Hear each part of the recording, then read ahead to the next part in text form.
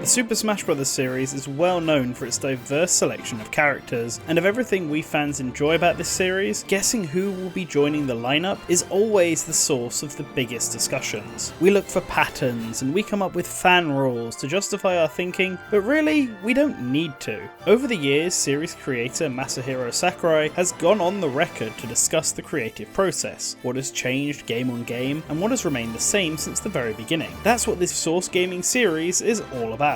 I am NantenJex, and with the help of YouTuber Yoshiilla, we're going to teach you all the secrets of character selection for the Super Smash Bros. Franchise. Here we are at the penultimate episode. This will be the final episode discussing those characters who made it onto the roster, at least until the next Super Smash Bros. Game comes out. We have the characters chosen for Super Smash Bros. Ultimate's Fighter Pass, both 1 and 2. In the last episode we covered Piranha Plant, so we'll be skipping them out in this one. Now, unlike the DLC for Super Smash Bros. 4, there are no veteran characters to bring back, so everyone is new here. A mix of third and first party characters, although mostly leaning towards the former, which is interesting. I imagine the first party characters would have been easier to negotiate for, however, according to both Sakurai and Nintendo, there are some good reasons for why third parties got the priority. For starters, third party characters are often main characters from hugely popular gaming series with wide audiences. While neither party outright stated what I'm about to say, for Nintendo's own IP, basically all the big, wide appealing series have fighters in the game already, specifically their protagonists. Given that 2 of the 3 first-party characters to make it into the game during this DLC were from series with rotating casts and thus had new protagonists they could use, that was likely a big factor in them leaning more into the guest fighters. The other reasoning is to grow the relationship between Nintendo and its partners. Sakurai claims that Nintendo were the ones deciding on the fighters for this pass, with himself only giving the veto if he felt it was impossible. The current president of Nintendo, Shuntaro Furukawa, said that the Super Smash Bros. Series is an opportunity for Nintendo to work with others in the industry and bolster relationships, given the attention the Super Smash Bros. Series brings to other gaming franchises. Just see Fire Emblem and Earthbound's notoriety. So this also played a factor in which characters made it in. And with that, let's tackle this DLC in release order, because our first fighter is a perfect example of this. Joker. The star of Persona 5, a game that only just made it onto the Nintendo Switch in late 2022, Joker was the first DLC revealed and a huge shock to many. While Shin Megami Tensei had a presence on Nintendo platforms, Persona had pretty much been a Sony exclusive, with only the Persona Q spin-off games being on the Nintendo 3DS.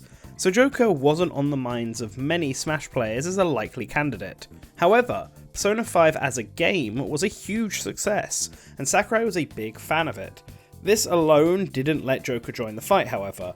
As mentioned before, Nintendo wanted to build relationships up, and while Sega and Nintendo are already on good terms, with Sonic and Bayonetta being in the game already, Atlus didn't have any representation other than the Tokyo Mirage Sessions spirits in the base game.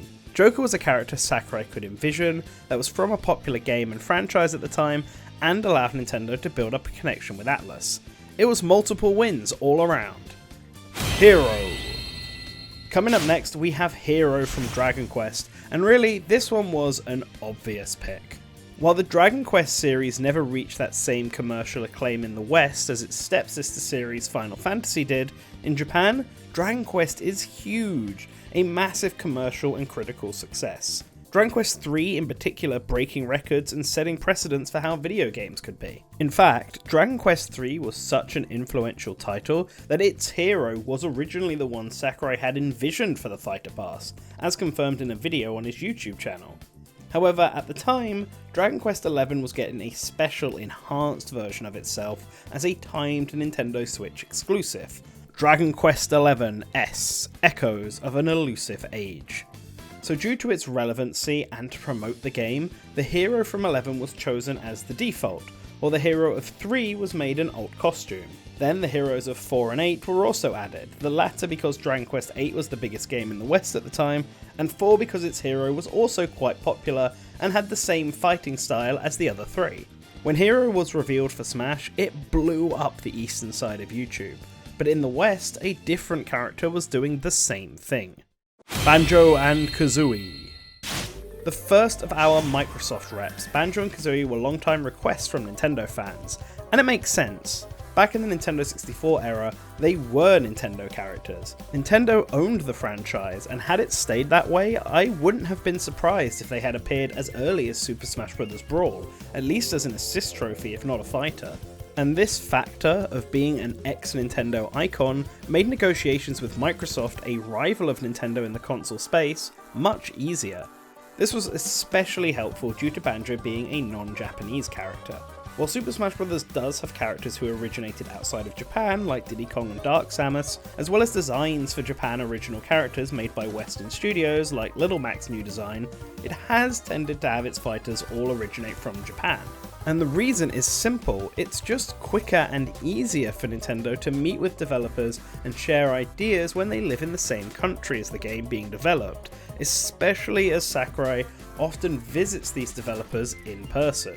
So the easier the negotiations are, the better. And with Banjo and Kazooie, there was another reason to go to so much effort, and that's because they were the second most voted for character in the Super Smash ballot, the poll conducted to decide a character for Super Smash Bros. 4. They were highly requested, and as the last video showed, the Super Smash ballot was a prominent source for fighters in this game, and the DLC is no exception. Terry Bogard. Moving on to a character that wasn't as requested, at least in the online community, Terry Bogard is the protagonist of Fatal Fury and the Ryu of SNK, a major company in the arcade scene and one that, like Atlus, had yet to have any kind of presence in Super Smash Bros.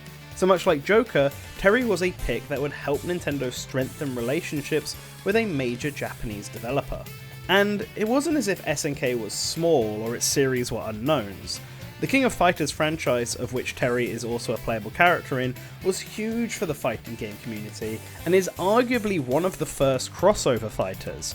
In fact, it was the King of Fighters 95 that Sakurai played back in arcades that acted as a driving influence for the creation of the Super Smash Bros. Series, so it kinda deserves a spot here. And why Terry specifically? Well, when I said he was the Ryu of SNK, I didn't mean just because they are both the protagonists of their fighting game franchises. Ryu is Mr. Crossover, but Terry isn't that far behind him. SNK just love to cross over their series, but no character gets it more than Terry. He even appeared in the girls-only SNK Heroines game on Switch, appropriately gender-bent to fit. So of all SNK's characters, Terry was the obvious choice for the first SNK character to appear in Super Smash Bros. Byleth. Our first-party pick, and certainly the most controversial of all the DLC, although not the least popular according to our Mega Smash poll results. Byleth was the latest Fire Emblem protagonist at the time, with 3 houses launching half a year after Super Smash Bros. Ultimate released. Byleth was certainly not a pick many expected, given the outrage following Corrin, and Chrom already being in the base game, even if it was as an Echo Fighter. However, the game was one of the bigger Nintendo launches around that time, and, as mentioned earlier, given Fire Emblem's rotating cast, it meant it had a whole new protagonist that fans of the series were talking about and experiencing. But if Byleth was just like the other Fire Emblem heroes like Marth and Roy, they probably would have been passed over, and maybe 3 houses as a whole. Luckily for Byleth, however, 3 houses gave players the ability to let any unit use any weapon type, as long as their class allowed it, and Byleth could become any class. This meant they could use not only swords but axes, lances and bows as well. This represented all the classic non-magic based weapons of the series, and finally got a character using them in Smash. The sword was still the default however, but at least it was a chain sword, not like Corrin's chainsaw sword. Byleth's is like a whip, and that's different to all the other sword fighters already on the roster. Now, that does it for all of Fighter Pass 1. So let's take a look at the next set of characters, and to start us off, we have another first party fighter. Min Min. ARMS was Nintendo's new big IP for the Switch, and while it didn't make as much an impact as Splatoon did, it was enjoyed by players, did well enough commercially, and was fondly remembered across gaming social circles. And when Super Smash Bros. Ultimate was announced, a fighter from that game, specifically Springman, felt like a lock for many fans. It was the big new IP, so of course it would get a spot just like Splatoon did. However, Sakurai confirmed that ARMS was unfortunately just too new at the time for a spot on the base game roster.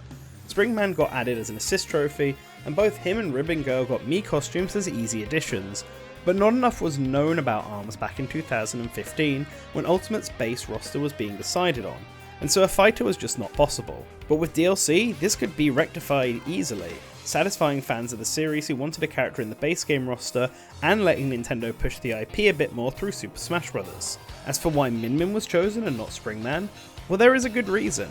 Springman was already in the game as an assist trophy, and so they wanted to go for someone new. Sakurai put forward some options and brought them to series producer Kosuke Yabuki, who chose Min Min. Not only was Min Min one of the most popular characters in ARMS, winning the final Party Crash championship the game had, but she was a personal favourite for Yabuki. Getting into Super Smash Bros. Was at his request, and Sakurai was happy to oblige. Steve and Alex. It's time for the characters who literally broke the internet with their reveal. Steve and Alex, and Zombie and Enderman, from the worldwide sensation Minecraft. The second Microsoft rep, there had been rumours around Minecraft content appearing in Super Smash Bros. Shortly after the game's reveal, but nothing happened in the base game and the rumours were dismissed. Now, whether they were true or not doesn't really matter, but we did find out that negotiations for Minecraft in Super Smash Bros. Ultimate happened as early as 2015, when the base game roster for Ultimate was being decided on. However, negotiations took a lot of time to complete, and implementing the Minecraft content was no easy feat. The character's mining ability affected every stage in the game, of which there were over 100. So it took a lot of development time to get Steve and the gang ready to fight. Not to mention, the stage was also made in Minecraft first, and they even looked into ways that players could import their own Minecraft stages into Super Smash Bros., but it was impossible. Given how huge a franchise Minecraft is and how wide of a demographic it reaches, it made so much sense to be a candidate for Super Smash Bros. Ultimate, and the reason it made DLC over the base game may simply be because of how long development on it took, or because negotiations just took too long. Either way, it made it in the end. Sephiroth. The big villain of Super Smash Bros. Ultimate's DLC. Sephiroth is the second character to make it into the game from Final Fantasy VII, and the second Square Enix rep in Ultimate's DLC. And if we are talking about iconic characters, Sephiroth is up there with many of the greatest gaming villains like Bowser and Ganondorf, who are both already in the game. He's also a hugely popular character, just like Cloud, and Sakurai and his team treated him like they were adding in a playable boss character. All of these factors together make Sephiroth an obvious choice, but there may be one other reason, and we don't just mean a possible high spot on the ballot. When Ultimate launched, its Final Fantasy content was the bare minimum. Cloud and Midgar were back, but only 2 songs were included, and there were no spirits at all. Cloud just used his Smash Ultimate render instead. This was disappointing to many, but when Sephiroth got added, this got rectified. Loads more music and a second stage were added, spirits of all the key characters were brought in, including updating Cloud's to his Final Fantasy VII artwork. Even Cloud's Advent Children outfit got an upgrade to its final Smash. Sephiroth not only brought himself, but all the Final Fantasy content to make the series' inclusion feel up to standard. And we think this was by design. Now, this isn't 100% confirmed. It's definitely a tinfoil hat theory, so I hesitate to bring it up, but I do think it is right. Given how contracts go for guest characters and DLC in particular, it's likely that the only reason Cloud is in the base game at all was because without him, Nintendo couldn't say, "Everyone is here." But it would have been easier for all parties if the Final Fantasy content was limited to just the DLC.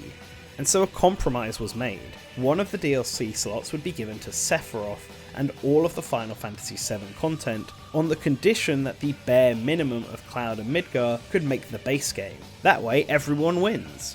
Take it with a grain of salt, but I do think that's what happened. Moving on to something more concrete in evidence, next up we have Pyro and Mithra.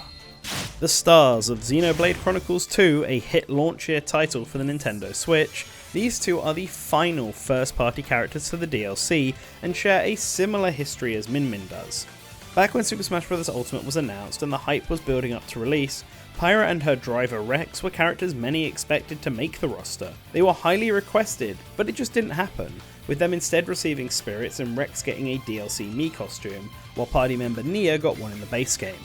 The reason for this is the same as ARMS. When the base game roster was being decided on, Xenoblade Chronicles 2 was just too early in development for anything concrete, and so they were passed over for the base game. Now with DLC though, it can happen and fans can get what they wanted. As for why Pyro and Mithra were chosen, well, it was actually technical reasons. Originally it was going to be Rex and Pyra, as many had expected, but getting both characters to work as a fighter turned out to be a technical nightmare. We don't know the specifics, but it seems like it had to be more complicated than an ice climber situation, probably because both characters would be doing different things at the same time. Now, Sakurai could have just added Rex, the protagonist, on his own, and had Pyra as a cameo, but he may have been too similar to Shulk, and the DLC wanted to focus on new ideas. In addition, Pyra was just more popular than Rex was. She was the one fans wanted in Smash, Rex was just the tag-along. So Pyra was chosen instead, and with her came counterpart Mithra. In Xenoblade Chronicles 2, the player can swap between Pyra and Mithra at will, and it was decided that this mechanic would be made a part of Pyra's moveset. Effectively, it brought back the cut mechanic that Zelda and Sheik used to have before they were separated in Super Smash Bros. 4, and so Mithra got to join the roster as well. Kazuya Mishima. Next up we have Kazuya Mishima, the original protagonist turned main villain of the Tekken franchise, and the second rep from Bandai Namco, the company developing Super Smash Bros. Ultimate. Back in the Smash 4 era, when discussing Pac-Man's inclusion into the game, Sakurai brought up a character from Tekken as the most likely next choice for a Bandai Namco rep, specifically citing Kazuya's father Heihachi as an option. With Bandai Namco as the developers, it makes sense that Nintendo would give them a second character for the roster, and given Tekken's huge popularity, especially in the FGC where Smash also sits, it made more sense than any of Bandai Namco's other series. Maybe Tales of had a chance, but there were so many JRPG series added as DLC already. But that part is just our speculation. As for why Kazuya was chosen instead of Heihachi or Jin, Kazuya's son and series protagonist from 3 to 6, the answer is simple. Kazuya has access to both the Devil Gene and the Mishima fighting style, whereas Heihachi only has the latter and Jin the former. Jin at one point used the Mishima fighting style, but he abandoned it and made his own fighting style more in line with his mother's. Kazuya, who has access to both, meant he could represent both of Tekken's most iconic styles in one moveset. Sora! And now we come to the final fighter added to Super Smash Bros. Ultimate, Sora. And this is actually an easy one. Sora was the winner of the Smash Ballot. Back in the Smash 4 DLC video, we talked about how Bayonetta won the Super Smash Bros. Ballot worldwide. However, it always had a caveat that she won out of all of the realizable characters. At the time, we didn't know what the extent of realizable was, but now we do. It was all about those rights, and for Sora, his rights were pretty complicated. While the Kingdom Hearts games are made by Square Enix, the character designs are by Tetsuya Nomura, and both own a stock in the character. While this should be fine given that Cloud Strife is in the same boat, there's a third party here complicating things. Disney. Because Disney owns the IP rights for the Kingdom Hearts series and its cast, which includes Sora. There are also elements of Sora's design that are owned by Disney. It's not absurd to say that they are the real owners of Sora, and Nintendo would need their permission to get him into Smash. When Sora won the ballot, getting that permission was considered very unlikely to happen, both from Nintendo and Sakurai, and so it wasn't even really pursued, and that was going to be the case for Ultimate as well. But a chance encounter led to his eventual inclusion. But you see, Fighter Pass 2 had 6 sets in it, but it seems initially that wasn't the case. Fighter Pass 1 and Fighter Pass 2 would have 5 each for a total of 10, well 11 if you count Mithra, fighters. But at an awards show, possibly Tokyo Game Show as Sakurai has been directly involved with their awards before, Sakurai had a chance encounter with an executive from Disney and took the opportunity to informally request Sora.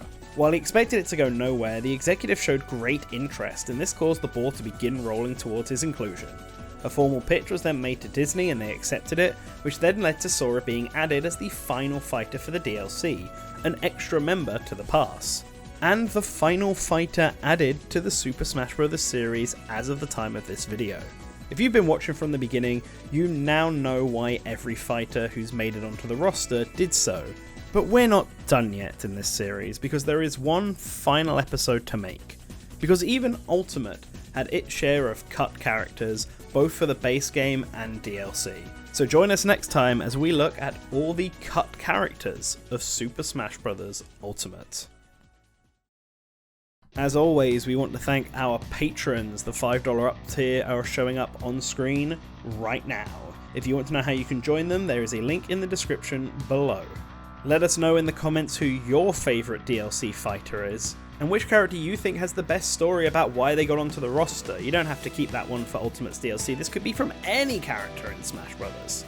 Let us know, and then make sure you hit that subscribe button so that you can always remember to return to the source.